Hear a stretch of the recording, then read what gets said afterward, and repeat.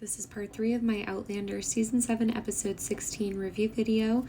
If you are looking to avoid spoilers from the books or the show, please do keep on scrolling. So as we see Claire looking out the window and the sun hitting her face, she's approached by Denzel Hunter.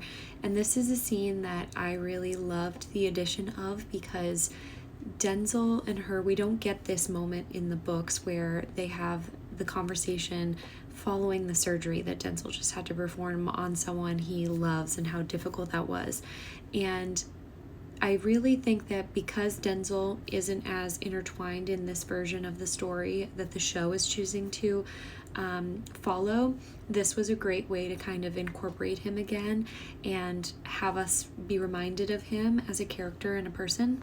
In the books, he's part of Lord John's family. He's married, or will be, married to his niece, Dottie Dorothea Gray. And so because they have removed that storyline, I know that we probably won't see a lot of him moving forward, especially since Rachel and Ian are planning on separating from him and going to the Ridge. So I really liked that they included this scene with him here because there's a lot of respect between the two of them, and for him to have such high praise from Claire herself means a lot to him, and that's very clear.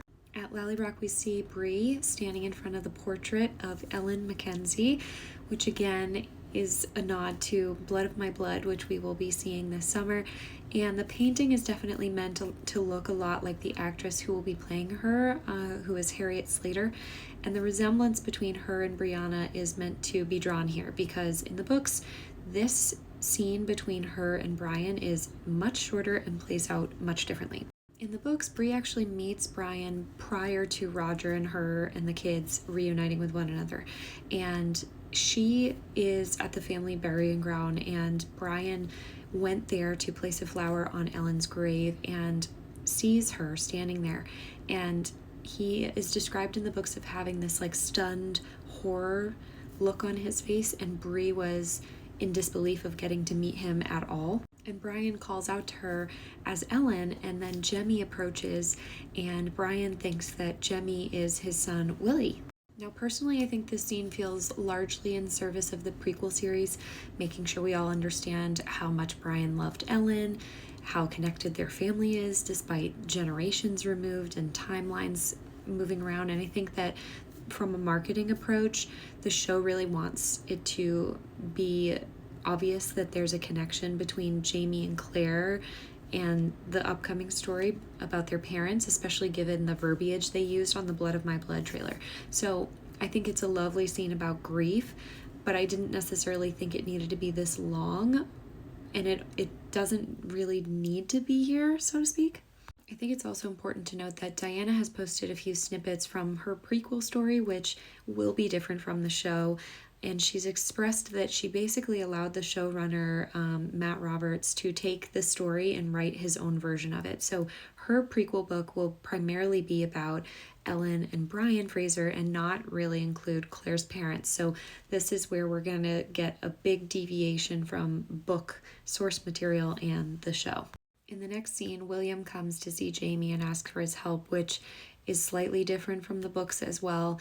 In the books, Claire is the one who opens the door and assumes that the knock is for her, and Jamie and William leave to go speak to each other in Claire's surgery where they're not going to be heard by anybody.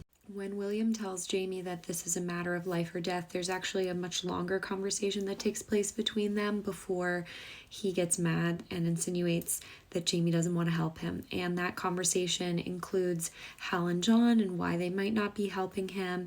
Jamie also asks if this woman's life is worth his own, and that is what triggers and angers William into yelling at him and saying, if you won't help me, I'll do it myself.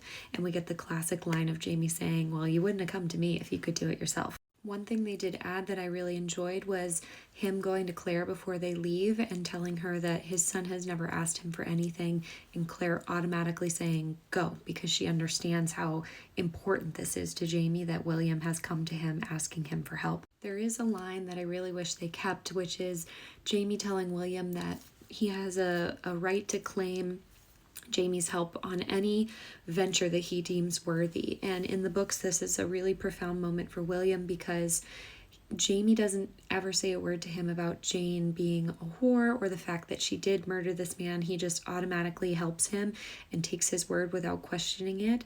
And William's feelings on the matter, I think, could have been expressed a little further here if I'm being nitpicky, because I think that was a really big breakthrough moment for him in his relationship dynamic with Jamie. And this whole scene plays out in chapter 133 of Written in My Own Heart's Blood.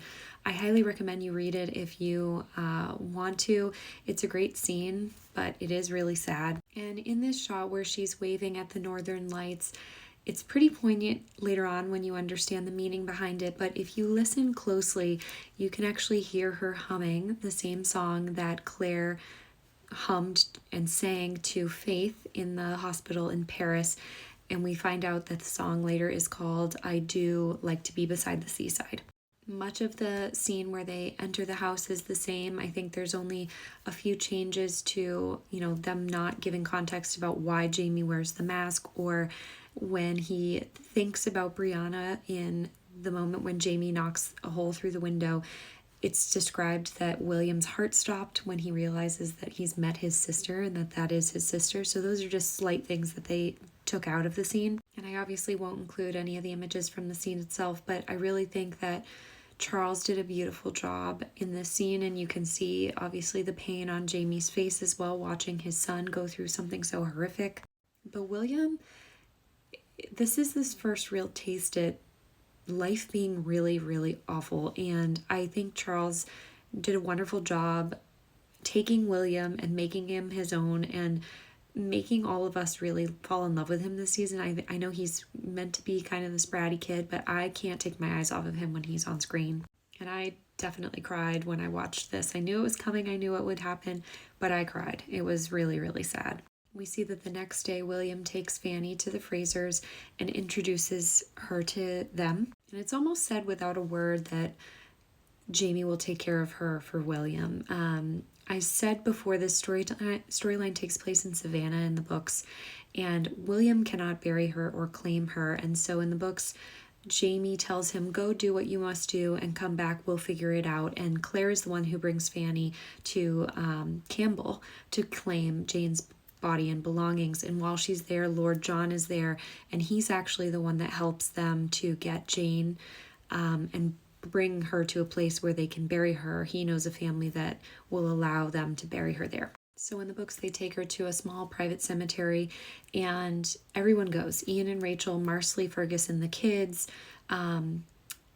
John shows up there, Jenny Murray is there, and when they're leaving, they spot William on the edge of the cemetery, and he brings Fanny a horse that he gifts to her. And in the books, this is the scene where Claire actually warns John about Captain Richardson, who had come to visit her in her surgery and is aware that John is a sodomite, so Claire thinks he's in danger. Again, they aren't seemingly doing that storyline here, or maybe are pushing it off until season 8. William and Jamie then speak here because William needs to know what happened between Jamie and his mother before he can leave the city, and he becomes quite accusatory with him. This scene in the books takes place in a warehouse where Jamie had been working in Savannah, and William seeks him out before he himself leaves the city. I was glad that he does thank Jamie for what he did for him, but the dialogue here is much the same as it is in the books. The one thing I loved from the passage in the book chapter, which is chapter 136, is that when he asks Jamie, did she love you, he has this thought in his head that it would have been easy to love Jamie, and is flooded with memories of Mac, the groom, which the show did touch upon, and I liked how they did it here. I also really liked that Jamie ends up being the one person in William's life who actually speaks to his mother's admirable qualities to him, and it's very clear that nobody's ever spoken about her in that way before. When we get this side-by-side match of her face and then William's, it's just a very palpable moment, and I loved Sam's acting in this. I thought it was really, really beautifully done between the both of them, and you can tell that William's having this moment of confusion because he doesn't know how to feel about Jamie. So when Jamie says, no, I don't regret what happened, and William's brought right back to that place that he was in as a child with Mac and being so in love with him, you can imagine how hurtful it is for Jamie to hear him say, I will never call you father, something that doesn't happen in this moment in the books. In the books, Jamie says that and immediately turns and leaves the room. But here we get this really palpable moment where he says that to Jamie, and we just have to watch him deflate fully. And the look on Sam's face, Jamie's face here, is just heartbreaking. It was really well acted. For him to express his love so openly to him for the first time and then be met with no reciprocation was heartbreaking. Come back for part 4.